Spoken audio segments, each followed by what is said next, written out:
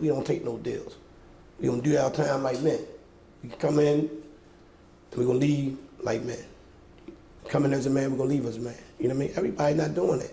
So right now, if the government wants you, all right, so we need you to say 3 keys, right? Yeah, okay, yeah, he gave it to me. I'm walking right now and pass you this pen. If they want you bad enough, when he gets you there and say, what did he give you? He gave you 3 keys, right? Oh yeah, he gave me, okay, all right, this is what we need you to say. And let him out of jail. My name is Anwan Big G Glover right here, the real Marlo Stanfield story, and I'm with Ricky Duvall. How you doing, my brother? My nice man. to meet you. It's a pleasure and an honor. Likewise. So I want to start off by asking you, what was your first meeting with you had with Marlo?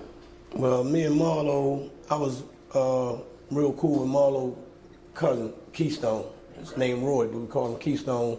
And how he got that name was, he used to steal diamonds and stuff, so he had the key to the stones. Right. So they named him Keystone. I asked him, how you get Roy the Keystone? So anyway, long story short, he arrived one of my bruises one day, right. You know what I mean? And we was like brothers. So I took it kind of offensive, you know what I mean? Yeah. And I wanted to kill him, you know what I mean? Yeah. And so some kind of way Marlo got a whiff of it, you know? Right. So Marlo called me, you know, because Marlo, he ain't never like, 2 things he ain't like was rats and stick-up men, you know what I mean? And he didn't have to, you know what I mean, do what he did to my little worker. So we got Marlo on the phone. So I said, what's up, man? He said, man, I heard what he did, man. Ricky, look, he about to bring everything back to you. He said, all I ask you to do, man, is don't kill him, man. He said, tricks are for kids. I said, man, that's my word, man. You know, you got that. So that was our first encounter, you know, but I've been heard about Marlo. But so that's how we really met. Then we formed a bond from there. Been cool ever since. That was it. Yeah. So like, far as how was y'all this? Like growing up, how you guys were growing up, like you was doing your thing and he was doing his thing. Mm-hmm. So like, how do you look at it like now, because you guys are older? How do you look at Baltimore now? As far as what the state the city in? How did the state the city in with the youngest versus when y'all was on the street to how the youngest is now? Well, when we was on the street, it was like, it was more honor, more loyalty, you know what I mean? Like for instance, if your front door was open, before we come in there and rob you, tie your family up, we'll lock it for you. Now this newest generation will come tie you up, you know, it's no loyalty no more. You know what I mean? And for real, to be honest, I feel like we to blame too. Because for the lifestyle we live, you know what I mean, for the choices we made. So we can't just put it all on them, you know what I mean? Because they didn't really have nobody there to teach them. No guidance. No guidance, right. You know what I mean? Because I was looking and I talked to him when I was talking to him. I was talking to him about the murder rate now in Baltimore. Mm-hmm. I look at a lot of the news. I just try to like cover different cities and see what's going on versus my city in D.C. How do you think it is right now? Because the murder rate is over. It's past what it was in 2016 when they had all the murders in Baltimore. How do you think about the murder rate and what's going on with the youth now? Well, again, back to, you know, there's no honor amongst men, you know? No guidance. No guidance. Simple. Yeah, it's crazy right now in Baltimore. Mm-hmm. So what are some of the stories that you heard about Marlo when he was in the street? Well, I just always hear like, you know, Marlo's a good dude, you know what I mean? He had no vices, you know, he drank, and then when he would drink, he would be a little arrogant at times, but, you know, up there he was always good man. I always heard good things about him. Good man. Yeah. That's what's up. And did you run into Marlo in prison? Yeah, I ran into Marlo over Supermax. I was in the federal system, and they had a contract with the feds to house federal inmates on one side. So I ran into Marlo over there because I had caught another case. Okay. Out in New York set me up, you know what I mean? So I was in there going to trial, right? Which I ended up beating it and everything. But I ended up having a lawyer named Gary Tickner, right? He's from Elkridge, Maryland. So we talking one day, and I'm telling him I'm going to trial, and I take no plea. The case only carried like 3 years, you know what I mean? But they were going to hash it to 10. And at the time, I'm already doing double life, you know, for no drugs, 841, 846, for no drugs, right? So he represented me on that. So now we trying to get a sentence where those are going to run concurrent with the life going to eat it up. Because they had me up to 10 years, you know, because of the enhancements and everything. So we talking one day, so he told me out of nowhere, he said, man, I represented Marlo Bates and Tamir. I said, yeah. He said, yeah, man, I was a prosecutor there, man. He said, man, I'm gonna tell you something, James. That's what, that's my government. He said, man, we did a lot of things we wasn't supposed to do, and we did a lot of things we wasn't supposed to do. You know what I mean? And then I wanted him to keep talking. He said, I was a prosecutor and that's over with. Right. I'm a lawyer now. So I get back upstairs, Marlo on the state side. So I just happened to have a little incident, you know what I mean? I hit a guy in the head who was telling on some good friends of mine. Right. So I ended up being on the state side doing 60 days. Sure enough, running the Marlo. He heard I was over there. Right. He come outside. So I told him about that little incident. He was like, Ricky, man, only reason why I'm outside right now is because I heard you was there. Because it's cold out there. Right. And I'm in the window talking to him. It's cold in the cell. Yeah. So I know he was cold, Right. He said, but out of respect for you and our bond, man, that's why I'm out here. So I told him about that little incident. He said, yeah, man. He said, yeah, they crossed, man. He said, Ricky, man, I wasn't the kind of guy they were trying to make me out to be. I said, absolutely. And then another thing I told him all of this, we laughing. He was like, I said, man, how'd you get curling? It's his wife. Fine. He said, come on, Rick, man. I had a couple of hours, then I was a fairly decent looking dude, man. I said, man, you ain't gotta say no more, man. We both laughed, right? And that was that, Yeah. So I sent him some pictures from down to El Dorado, the homie Kenny Bird's spot. Sent him some pictures and everything, and then I went on the road. And I ain't even talked to them all no more up until now because, they traveling. I'm from here, California, I might be in Louisiana. Next month, I might be in Virginia, You know how fast it is, so. Yeah, they move you around. Yeah. So, that's how that was. And what were some of the qualities about him that you really liked it about him? Well, he was loyal, right? Marlo was like a man's man. He was my type of guy, the type of guy that you always want to be around, but what stuck out the most was, like I say, he was responsible. He liked to take care of his family and his friends. He's real loyal, to those. So that's a lot of my similarities, Yeah. So how do you think he is now? And I know a lot of people talk about him, the interviews that I heard, very honorable man, very stand-up man, family man. Absolutely. And can't get a better guy. How do you think he would transition coming out, being in for so long? Oh man, he just like me. He gonna transition perfect because he got the family support. He got the support from the friends. He got the support from the city. So he gonna transition real well. And we talk almost every day on the phone. And I know this for a fact. And he want to do a whole lot to help the youngsters. And I'm hearing that in each interview that he's very sincere about getting with the youngest. And that was another question that I would think. Do you think it would there be another Marlo Stanfield in Baltimore? In what sense? Just him, his demeanor back then versus now. This reformed guy that's talking to the youth, not just talking to them, but really embedding stuff in them to change their life and don't go the way he went. Because it's still out there. The world is still crazy in every little city.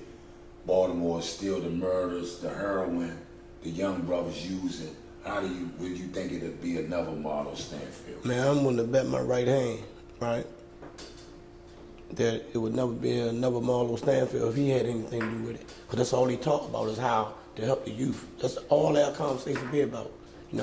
How to get them something to do, how to take the guns out their hand and put something else in their hand, And like he always say, he said, Ricky, man, people doing too much talking, they keep instead of action. So he want to, get them something to do, and he gonna have the support to do that, And I got the youngsters listening. One question I guess would be to ask him about how does the character? Have you ever seen The Wire? Have you seen The Wire? Nah, never. Okay. Because we wasn't getting it. Okay, that was because that way I could kind of say compare. But from what I hear, what you hear is new. Since The Wire, has anything changed Marlo? Since The Wire? Since The Wire showed, has that changed him at all? To see himself played on screen? Well, I don't think he probably. I don't think they view. I mean, like portrayed him. They ain't portray him like because him and Bodie wasn't never beefing. Right. That's the stories I keep hearing, and then like when I say, because I don't know the original Marlo per se, but I know the one that played his character. Mm-hmm. real stand-up guy. Absolutely. You know what I mean? And his demeanor, and how I'm listening that he had that same demeanor, because I know he studied that character. Mm-hmm. But how they saying different stories, you know, people switch different stories up. But man, this is a serious guy. I can't wait to meet him. And we always were saying like that was the police version of the Wire. And even my Uncle Lil Melvin played in it. Right. You know what I mean? And we just feel like that wasn't the real street That version. was a real street version. And we feel like they should have did a real street version with the real characters. Right. You know, like that, you know. Not to take away nothing from the people that did it, because Right. they only did what and used what was given to them. Right. You know, Yeah, but it's exactly. best to really, like you did, meet the individual. Right, If yeah, you want. talk to him and me, because I played Slim Charles, so it was just like them stories you hear, and then to really talk to him, it resonates different. Mm-hmm. Versus you hearing about somebody and then you just that person and be like, oh, I don't know, I could have did better. Mm-hmm. Just to hear the real stories and talk to you guys, how real it is, and just make it even better. Mm-hmm. Because the story that you guys got is the real, authentic one. You know what I'm saying? Because that's a lot of people keep on saying, Shawty, what's up? You did good in that jump, but that story ain't right. Mm-hmm. That ain't the real one, champ. You know what I'm saying? Stuff like that. So I be like, all right, damn, you know. And then hearing the things that you guys are saying, it's like, you know, yeah, real deal. Yeah. One other thing too. So you've known all these years. How has he changed since?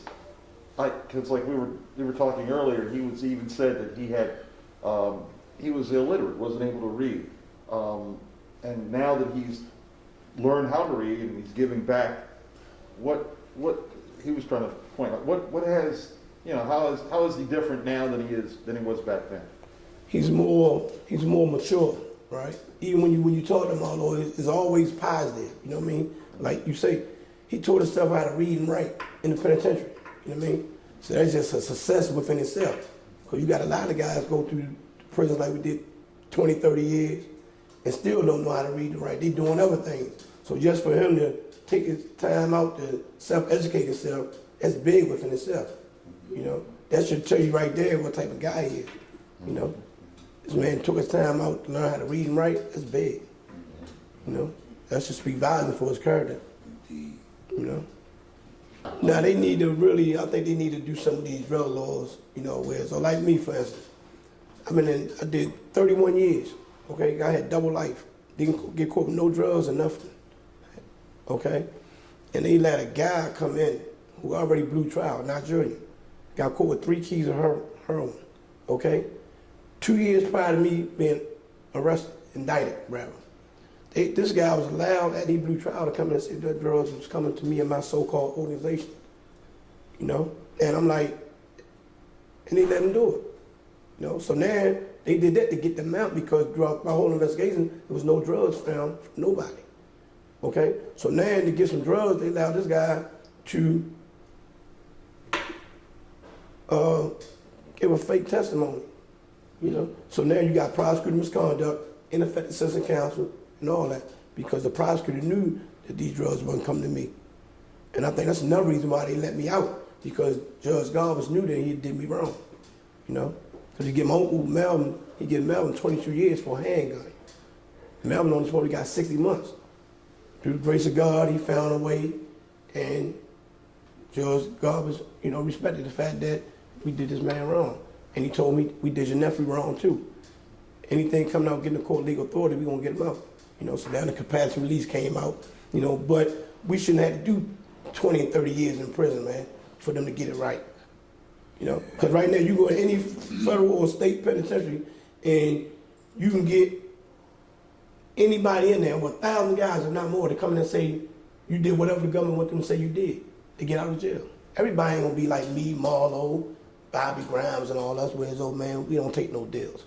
We gonna do our time like men. We can come in and we gonna leave like men. Come in as a man, we're gonna leave as a man. You know what I mean? Everybody not doing that. So right now, if the government wants you, all right, so we need you to say 3 keys, right? Yeah, okay, yeah, he gave it to me. I'm walking right down and pass you this pen. If they want you bad enough, when they get you there and say, what did he give you? He gave you 3 keys, right? Oh yeah, he gave me, okay, all right, this is what we need you to say. And let him out of jail. I walk right out. And you got to suffer and see your family members and everything die. All the way down to the dog. So you saying they need to change them laws? Absolutely, absolutely, absolutely. Yeah, absolutely. Because it's like, you know, we have to be free. Don't get me wrong, you know, 'cause don't nobody want to be in prison. And I'm not saying I shouldn't went to prison. You know what I mean? I shouldn't have received the sentence that I received. Not that long since. You know? Like that. And just before they let me out in October, they said that the most I would receive today is 25 years. I'm getting more time for no drugs than the guy getting for murders. That ain't cool. That ain't cool at You know? all. So they say with good time, I did 35 and a half years with good time. You know? And you just come home. Just alone in October, you know? So it's like they got to do something about that, man. You know? Don't wait till, it shouldn't take 30 years for you to get it right. It shouldn't take 30 years, you know? And it's just sad, man. Like you say, now the kids growing up without us, and you get this murder rate, sky high, 300 some murders in a year. In a year. And Since when you, if you got guys out here like us to mentor them, you know, and help them, show them a better way, then it wouldn't be so high. I'm almost certain of it. That's why when Marlo get out here, right, he gonna be a big help to the community. I know for a fact. And that's all he want to do. That's all I want to do, is help get back to the community that I helped destroy. You know? Will the young boys respect you guys? Yeah, you got to use the right approach. Absolutely, they respect you. And see, we not, like for instance, when I come home in October, my son, who's here with me right now, he's sitting there, so we eating dinner and everything, so everybody getting up talking about how they met me and everything. So my son, I'm watching him, but I don't know what's going through his mind until at the end of the dinner. He walked up to me and said, "Dad, that was some real nigga stuff, man." That's what you mean. He said, "Man, just to see how them dudes embrace you and then everybody was sincere, you know, it was just respect." Yeah. And then DJ Nelly now walked up to me and I was telling him about it. He said, "Rick, you gotta understand, their generation don't do this." And my son was 7 when I left. My other son got murdered on the day before my 50th birthday. You know what I mean? So it's like, they ain't seen none of that, you know? They shooting their friends in the back of the head. We not doing that. You know, so now, we just leading by example. You know what I mean? You can't just tell them to take the gun out your hand, don't put nothing else in their hand. And so this is what Marlo been talking to me about. Ricky, we gotta put something in their hand. We just can't tell them, don't do this, don't do that. Too much talking. Now it's time to demonstrate. And that's what he's trying to get out to do, demonstrate, you know? And I'm gonna be right there with him, you know? Help, you know, because these youngsters, man, like, you know, you got a 9-year-old girl, now she can't even be a kid because now they done took her mother away on a fake conspiracy. Now she got to be the mother. The son, he got to get out in the street and get the best way he can. You see what I'm saying? Because ain't no father figures there, none of that. And I feel like another thing, we done switched roles. You know, the women, I noticed since I've been there, they real aggressive. Aggressive. You know what I mean? And that's because they got their own everything. The women is like this here. I know they mentally strong, physically weak, right? Physically weak and independent. The man is physically strong, right? Mentally weak and dependent. They don't like switch roles. So now the woman out working 2 or 3 jobs, Yeah. and the man home babysit. Yeah. 100%. That ain't the case in all situations, but the majority of them The it is. majority it is. I see it all the time. You know? So now you get a guy like me come home, just say if I got a girl, she got a couple kids, I'm gonna have to bond with them kids first. Yeah. I'm gonna have to bond with her because she gonna still think she dealing with the lane that she been dealing with for however A long. long time. So now I'm gonna have to sit down and let her know you got a man back in your presence. Now the kids, I'm gonna bond with them, and once they see that I love their mother, I respect their mother, then they gonna follow suit. So that's the same with these kids in the street. When Marlo get out here, they gonna be able to like, okay, he ain't just talking. Lead by example. And people gonna wanna be a part of that. Who wouldn't wanna be a part of that? Something positive. Because guess what? There's over 1 million ways to make money and be just as successful opposed to doing wrong. And that's the page that Marlo and all of us is on right now. Giving back to the community, helping these youngsters, man. You know what I mean? But we gotta take the gun out there and we gotta put something positive in there. You know? So that's why I'm trying to get with these recovery houses and all that right now. Bring them on board, do the re-entry. Had guys going out of prison, like the homie Wack out of DC. He goes in there and mentor the guys. You know, they need that. You know? I got a friend got an organization, mentorship organization out of Carolina called the Stones were proud. Her name is Demeter White. You know, she's real powerful and stuff. You know, she's dealing with a whole lot of kids, and she need men like us on board. You know, yeah. You know, it's been a long time, but it ain't too late. You know, and if you notice, before, I ain't gonna lie, I thought, man, that I would never witness the way it is now. And then my partner of mine out of Philly named Uncle Pete, he said, man, this was in 2005. I said, man, it's over with. He said, Ricky, it ain't over with. He said, everything got a season. He said, read the Bible, Ecclesiastes 3:3. He said, everything got a season. He said, it'll come back around. And now guess what? See, a lot of real guys coming back out. Me, Marlo, Dennis Wise. Now we got to get Nordeem out, another good brother who's wrongly convicted. You know what I mean? We got Bobby Grimes. And the list goes on and on. So now, the youngsters see if they want to be a part of this, man. You know? Yeah. Paved the way. We paved the way, man. And we know I failed them in a sense. And I'm willing to own mine. Yeah, I failed them. Because in the chase for the power, money, material gain, and all that. So I failed them, you know. But now we trying to get back to them, you know. And that's the best help who we thing, can help, man. Because you're doing it by making it positive now and showing me ain't got to write that road. That's right. Because that road ain't the road you want to It's not worth it. Not worth it at the end of the day. I mean, like the little kid Ply say, 2 years of ball ain't worth no life sentence. Yeah. And it ain't. It ain't. That's what they gonna give you. That's what they give you. You know? Football numbers. Yeah, for you to have a $100,000 watch on, a $100,000 car, and a little condo for 6-7 months, and they get you, they gonna lay you down, and it'll be 30, 40 years later, and everybody gonna be physically, mentally strong enough for me to make it through that federal state system.